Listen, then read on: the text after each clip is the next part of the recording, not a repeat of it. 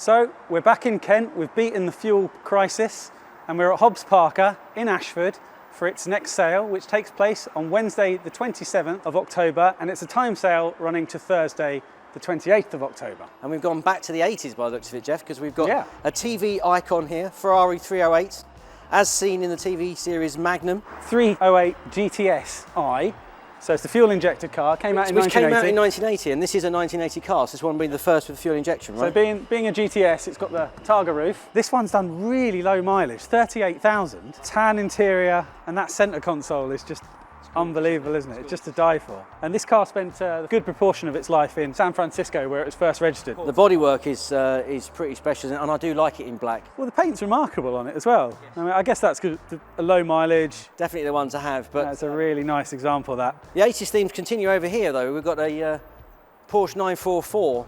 944 Turbo, and quite an early one as well. These were released in 1985. This is an 86 C-Reg. For me, this is a good spec one to go for, and it's had a load of money spent on it. £17,000, I think. It's had a lot of money spent on the restoration. It's done 137,000 miles, but you would never know looking at it, would you? I've never known a low mileage 944 though. Owners drive them, don't they? So, you know, Porsche Club GB sticker, so it's obviously an enthusiast owner before. Absolutely. Proper little barnstormer. I mean, I'd love that in the garage. And look at this. This is a rare beast. A Range Rover here. Well, this is a bit special, isn't it? Yes. Well, you and I did a bit of digging, didn't we? Because you clocked that it's got this GWAC reg number, which identifies it as an official factory car, doesn't it? Yeah, we recognise the GWAC sequence from the early discoveries. The press discoveries were all GWACs. Well, obviously, I contacted Mike Gould, who's a Land Rover sort of aficionado, having worked at the company for many years, including a regional sales manager for the dealership that actually sold this very car, because it's been in the same family since it was 16 months old, right? Yeah, he bought it from Southern Counties Land Rover, and he thinks it was probably, being left-hand drive with a KM Speedo, probably used by the marketing department for European brochures. And if you look at it, it's in fabulous condition. And for a Range Rover, the panel gaps are really good, so maybe it had some kind of special preparation or something. It's so straight, isn't it? It's very, very tidy. You've got the sagging headlining is the only blemish really we can see on it. So if you can get over the fact that it's left-hand drive, this is going to be a phenomenally sort of straight purchase, I would have thought. You even get Land Rover gloves. A pair of Land Rover gloves. Yeah, no, it's fabulous indeed, yeah. And right next to it, we've got a V12 XJS, of course. Yeah. I mean, I know you're a big fan of these. Yes, as indeed is our man Joe behind the camera. He loves a V12 XJS. In fact, we've done a review on one recently, which will be on the channel soon. It's a nice straight example, isn't it? This is the later HE. This is a pre-facelift one, so it's got the original tail lights and everything, and I think a lot of people prefer the kind of pre-facelift, pre-Ford era. They are getting rarer, so this could be a good way into an XJS motoring, I reckon. So, yeah, that's it. So if we don't want something quite as big or as thirsty as a V12 XJS, there's another 80s car and an icon, an absolute icon, a 205 GTI, a 1986. This is a phase 1 car, amber indicators and things like that, and no sunroof. So that's quite desirable. I think that's a good thing, yeah, exactly. I think they're fantastic. They are fantastic. Of course, the 205 though had a long life, didn't it? Here's another example. Oh yes, now this is looking very tidy. Yeah. This is a late one. This is a late one. 205 Mardi Gras, the 1.6 engine with the automatic gearbox. All the late ones seem to be automatic. Really quite a straight car, The interior is really tidy. It's got the facelift interior and it's got the GTI 3-spoke steering wheel, which looks fabulous. Showing 53,000 miles as an affordable starter classic. I don't think you can go wrong. It's really straight. This is a nice example. Now come on, we haven't got any minis in the sale, Jeff, but we've got the next best thing, right? A Rover Metro. Well, it doesn't have an A series. This is one of the first K series cars. Yeah. So they came out in 1990. The first ones were G-Reg, I think, but this one's an H. But it's a very special car because 11S, 19,000 miles on the clock. Wow.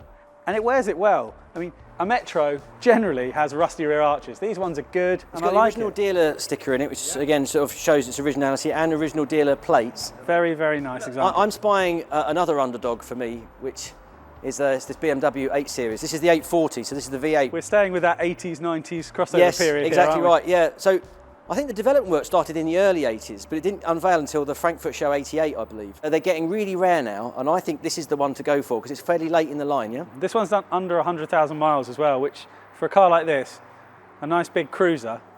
I just think they're great. I did once compare one against a Jaguar XK8, and obviously I'm a big Jag fan, but this was actually almost a better car. It was more solid, but you know, lazy cruisers, A Plymouth Barracuda. A Plymouth Barracuda. Now, I know very little about American cars, Jeff, so I'm hoping you're going to wow me with your knowledge. Well, it is an American car, but this one's quite special in the fact you'll notice the steering wheel is on the right. It's on the correct side. Yes, so it's a right-hand drive car. Now, Chrysler were quite good about making their range available in right-hand drive for the Australian market and for the UK market. Like I say, a late second generation car, so probably made 69, registered 1970. The interior trim is immaculate. Well, I think that's been retrimmed, hasn't it? Yeah, it looks gorgeous. What I think are American racing mags. It's certainly a bruiser, so I absolutely love this, and right-hand drive as well. Are we going to make reference to this thing here? Because this Subaru Impreza, these are getting rare. This has only just arrived, I think, so we don't have huge amounts of info on this, but we had a Subaru Impreza on fleet for a little while, but this is a... You'll notice this is a two-door. This is a Japanese market-only car. It's a Impreza Type R. This is the version 4 version. The version 4 version? STI, so nicely spec'd. 280 horsepower as standard. So it's the same body shell, I think, as the P1. Probably the best value two-door Impreza you're going to find, I would imagine. Just don't see them anymore. I mean, if you're into the market for those kind of sort of Japanese super saloons. Obviously well kept, and it has that massive wing on the back, so, you know, what's not to like? Go to a car show, put your drinks and your sandwiches on the back. Perfect.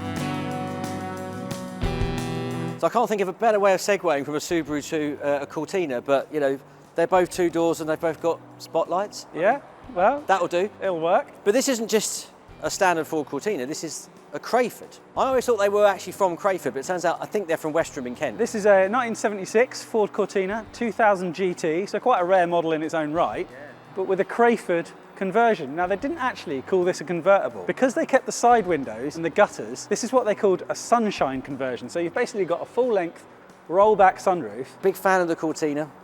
I think it'd be a really good summer classic, don't you think? They made about 400 of these, and this is an excellent survivor. So from another white Ford, we've got this over here. So that's the summer classic, Jeff. You got that one in the garage for your summer high days. Right. And this is your practical one. And how are you going to sell this to me? A Mark IV diesel Escort Estate. It's got XR3i hubcaps. It has. So it's got a sporting touch. This is the 1.8 diesel, which came out with this facelift. So this is the facelift Mark IV. Right. Denoted by this new bumper. Okay. This came out with the September 88 cars. Very nice. And they slightly revised interior trim. All joking aside, this has got to be rarer than RS Turbo now. Well, I was thinking that, exactly that. It's rarer than, say, an XR3i, right? I had the 1.8 diesel in a Fiesta, and they are so economical. Like, it really is. And they are bomb-proof, really. And I tell you don't see ones that have done 80,000 miles. And it has had a recent engine rebuild as well, so it's good to go. Yeah, okay, it needs a bit of paint tidying up, but... I can smell an aroma though, Jeff. I've got an aftershave waft. I can smell some aftershave, and I think it's coming from the car behind. Is it this car radiating masculinity? It really is. Yeah, a 2.8i Capri, 1984, but this one was a promo car for Old Spice, hence the logos on the side, the stripes across the bonnet. Old Spice bottle on the front there. Yeah, this wasn't done in period, this was done about 10, 11 years ago. They had a Mark 1, a Mark II and a Mark III, and this Mark III was given away on Absolute Radio. Okay, so this is a 2.8 injection. Mm-hmm. And I think, again, it's had the engine rebuilt, new clutch, new gearbox. Well, it's got this red leather interior on Recaros. So it's quite a nice little thing, isn't it? And of course, it's got the V6 engine, which means it's the Cologne engine. Aftershave, see what I did there? I give up. The nice sort of wide aftermarket RS 4-spoke style wheels with very, very sticky looking tyres on. It's got that quirk factor because of its history, but also I reckon this is probably an affordable way into a Capri 2.8 V6, don't you think? Yeah, I would have thought so. Maybe we're looking for something a bit more solid and dependable. And we've got the Mercedes 190 here. This is only a 1.8 though, right? Yeah, it's a 1.8. It's quite a late one, isn't it, at K-Reg? Smallest engine they did. Automatic box, so it's not going to be a ball of fire, but I just love these massive hubcaps. I love the base models. And here's the thing about a lower powered model. I don't think it's going to be thrashed. The likelihood is it's been driven by a sort of careful owner or owners.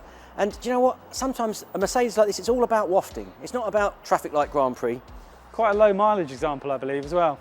Sub 80,000. Yeah, I think they're great. That's a really solid German car. We've got a really solid Swedish car here, the Volvo Amazon. Yeah. Which I think, I mean, I really like an Amazon. 66 121. So it's the 1.8 engine. Automatic gearbox, original trim. Basically the only modification on this is a period radio by the looks of it. So really nice straight car. Recent work to the engine, recent overhaul of the engine, recent work to the gearbox. ready to go. We actually passed it on the motorway on the way here, so we can vouch it works very well. The thing is with the Volvo Amazon, because it came out in 1956, but actually it was really ahead of its time, wasn't it? So they feel solid even today. So this feels way more modern than it really is. And like you say, it's got a slightly later engine with a bit more power. Parts availability is still great with these cars. Just a lovely looking thing as well, isn't it? Absolutely lovely looking. Bonafide 1960s classic saloon. Proper classic. I think there are some more delights outside. We should probably go and have a little wander, I reckon. Absolutely. Right, just as the rain starts arriving, Jeff, we've Yep. just come outside to see some more beauties. Yep. Very late Saab 900. We have a very late Saab 900. On a K-Reg. 900S. Very straight car actually, with a black leather interior. This will probably go for years, wouldn't it? Nice solid example. Showing 75k on the odometer, that feels quite low. So a lot of these Saabs have done mega miles, right? So yeah, that's a very low mileage example. this is more me. This is you, is it? A Datsun Stanza? A festival of the unexceptional entry if ever I saw one. Yep. A Datsun / Nissan Stanza. Yeah, what's it? A Datsun by Nissan, isn't it, at this point? Again, nice low mileage example. Lovely interior, lovely condition. It's had the dinner troll treatment from new. Dealer sticker in the back window. I don't know, you just, again, so rare. You know, sort of a real curiosity. I generally can't remember the last time I saw a Stanza. But look, there's something for everyone. You've got projects, you've got some turnkey daily drivers. If you want to get your hands on one of these cars, the sale takes place on Wednesday, October the 27th. Time sale running until the Thursday. Yeah, get bidding. Get bidding. Our friends at Lancaster Insurance are giving away this fantastic 1984 Ford Escort XR3i. It's free and easy to enter. All you got to do is follow the link on screen and fill out the form under the competitions tab. T's and C's do apply, and good luck.